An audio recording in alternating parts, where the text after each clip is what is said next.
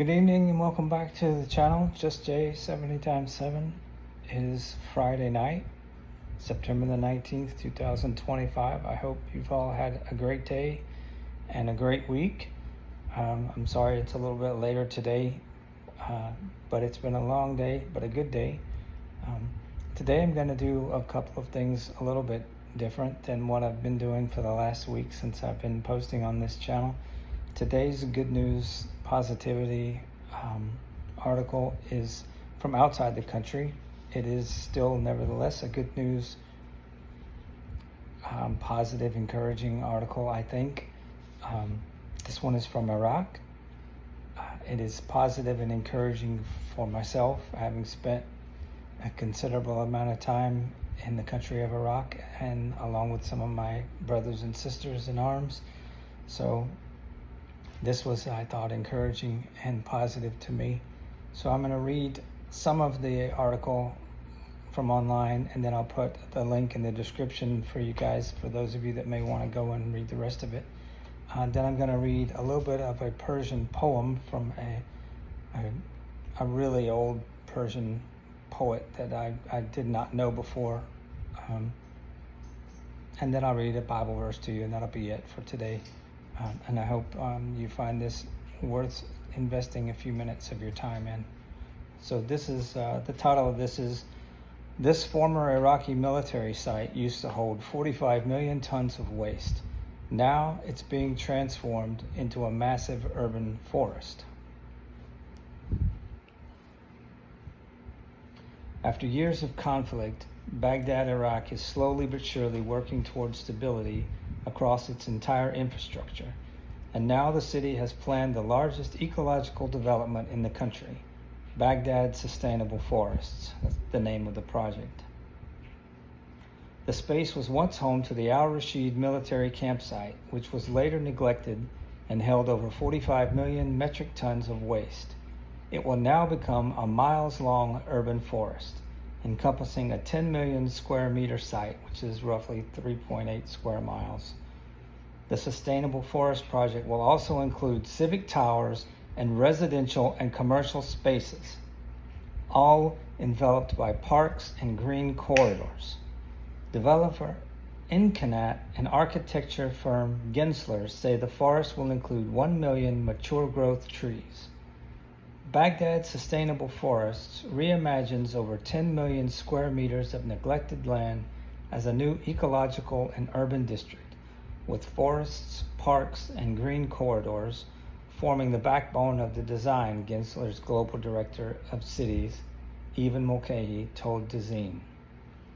The vision is to restore the land, create thriving mixed-use villages, and position Baghdad as both a catalyst for local regeneration and a global model for urban resilience.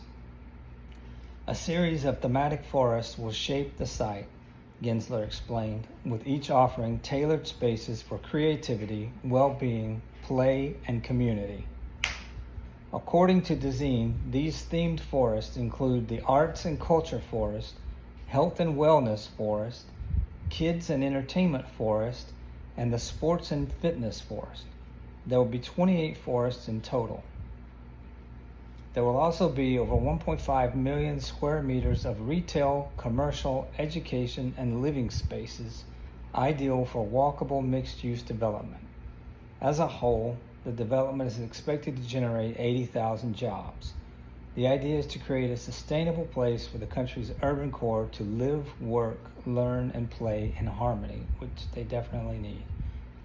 The project will become a beacon for the rebirth of one of the most ancient cities in the world, Gensler senior associate Glenn Wilson added.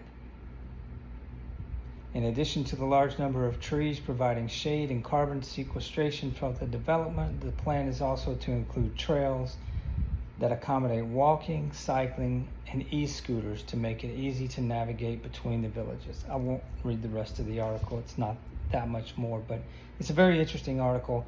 The artists and the architects' renderings of what this space is supposed to look like are beautiful. I hope that they're able to do this because Iraq really needs something like this. So now I'll switch gears and I will read a very short snippet. It's not the entire poem. The entire poem is quite long, but the author, the poet's name is Saad Shirazi, and he's from the 13th century in Persia, which is now mostly modern-day Iran, parts of Afghanistan, parts of eastern Iraq. You get the general geographical area, but I wasn't familiar with this guy, but I have started reading him a little bit today, and I really like a lot of what I've read of his work so far. So bear with me. Wrath beyond measure produces estrangement, and untimely kindness destroys authority. Be neither so harsh as to disgust the people with thee, nor so mild as to embolden them. Severity and mildness together are best, like a bleeder who is a surgeon and also applies a salve. A wise man uses neither severity to excess nor mildness, for it lessens his authority. He neither exalts himself too much, nor exposes himself at once to contempt. A youth said to his father, O wise man, give me for instruction one advice like an aged person. He said, Be kind, but not to such a degree that a sharp-toothed wolf may become audacious.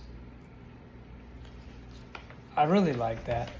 Like the Bible's book of Proverbs, and I'm certainly not comparing this poet to an author from the Bible, but it is a little excerpt full of wisdom. It reminds us that balance in our lives is really what it boils down to, in our conduct, in our lives. Even more as Christians, we're called upon to be balanced, in everything we do. If we're too kind, then people think we're weak and we get taken advantage of, and our authority can be questioned. If we're too harsh or too severe, people think that we're cold and unfeeling, that we don't care, and we're callous, and then we risk alienating people, and we don't want that either. So there is moderation there that we must find, whether, no matter who you are in life, if you want to be successful and you want to be what we think we want to be, good people, there's a middle road. The danger in that, I think, is that being a moderate, being in the middle, choosing the middle way, doesn't mean always being in the middle. It means that you can go to the middle depending on the situation, depending on the circumstance, but you don't have to always be in the middle. You can't be in the middle all the time. There are times and circumstances in certain situations where you have to be on one side or the other. The trick, I think, for me personally at least, is that you have to be willing to be in the middle. You can't be rigid to the point where you're not willing to meet someone in the middle. People have to know that there are boundaries, that there are restrictions, there are things that you will and won't do. And they also have to realize that you're willing to compromise, you're willing to meet in the middle about certain things. So that was just, I enjoyed reading some of that Persian poetry this afternoon, and I thought it was interesting. And I'll read just this one verse from Proverbs again, because I do love Proverbs. Proverbs 17:17. A friend loves at all times, and a brother is born for adversity.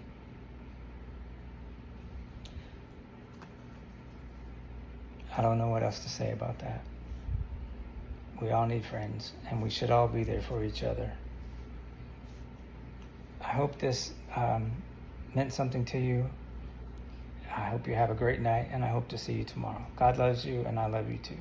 Good night.